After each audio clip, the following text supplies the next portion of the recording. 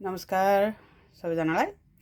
यहाँ हामीले त्यो लेन्टिल भएको चाहिने ग्लास टिल्टेड देखेको छ है, यति ढल्किएको। अब त्यो ग्लासलाई मैले छुन सक्दिनँ, तर त्यो अगाडि जुन प्लेट छ त्यो प्लेट चाहिँ मैले राखेको हो त्यहाँ। भने त्यो प्लेट राख्दा के भयो त भन्दा प्लेटले चाहिँ त्यो ग्लासलाई घचाड्यो, जसले गर्दाखेरि त्यो ग्लासको पोजिसन चाहिँ चेन्ज भयो।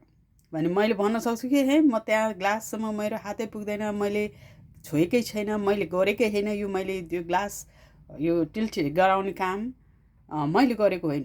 तर त्यो ग्लासलाई छुन टिल्ट गर्न कोही आएको छैन। यहाँ भयो के त भन्दाखेरि यो प्लास्टिकको जुन त्यो प्लेट छ त्यसलाई मैले चाहिँ त्यो उसलाई ड्राईमा राख्नको लागि त्यो विन्डोमा राखेको थिएँ।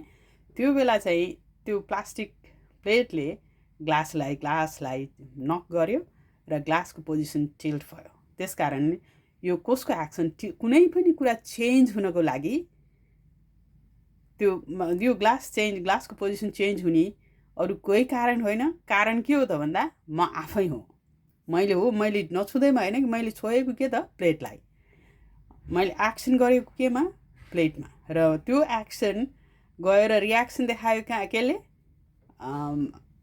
चाहिने ग्लासले। त्यही भएर भन्छ नि कुनै पनि कर्म घुम्दै फिर्दै आफै आउँछ भने त्यो अब त्यो ग्लास ढलेर फुटेकै भए पनि त्यो कोही आएर फुटाएको हुँदैन थियो। कसले हुन्थ्यो त? त्यो मेरै फोर्सले चाहिँ इन्ब्यालेन्स भएको कारणले गर्दा त्यो फुट्थ्यो। तर लकिली त्यो फुटेन, त्यो मात्र के हो टिल्टेड भयो। जुन चाहिँ आज मैले धेरै पछि यसो हेर्दाखेरि ग्लास चाहिँ टिल्ट भएको देखेँ। भनेपछि कुनै पनि कुरा के त भन्दाखेरि आफूले डाइरेक्ट छुनै पर्छ, गर्नै पर्छ भन्ने होइन। आफूले एउटा गरेको काममा त्यो एनर्जी ट्रान्सफर हुँदै गएर त्यो देखिने। पहिला एनर्जी ट्रान्सफर, एनर्जी छैन, energy is unseen but it can transfer from one form to another form.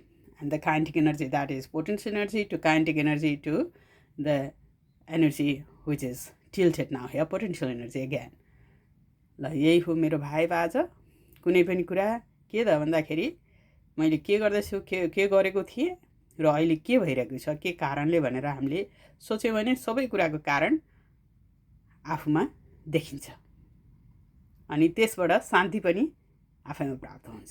यो नेपालमा हिजो भएको फ्लास फ्लड पछि मलाई त के लाग्दैछ भने कुनै पनि कुरा मान्छेको अधीनमा छैन, सबै प्रकृतिको अधीनमा छ। यस कारणले control the controllable, that is the most important thing, and let go the uncontrollable. आजको भाइ यही नै। नमस्कार सबैमा।